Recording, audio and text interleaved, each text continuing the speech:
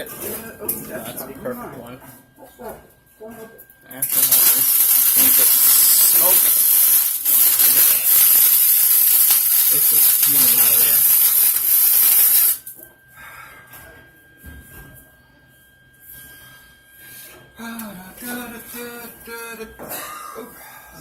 Good. Want to be in the video? This is a video documentation. And a video. What not to do. As the other districts want to know why we do smoke tests. Yeah, I'll tell you what, this is pretty cool. So we take videos so we can share it with the other districts so they can see what we look at when we do our smoke test and how we find joints that need to be resealed. Right. Because the code book requires it to be liquid tight.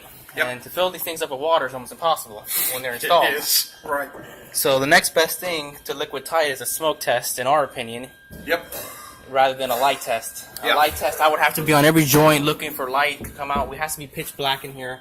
And it's just very difficult. I agree with you. I think I'm going to start doing this than doing a light test. Yeah. Because I kind of like this. And really, all you need is a flashlight and a dim area like this, and you can see all the smoke come out. And just a little bit of pressure is all you need. That's it? What you got for me? Yep.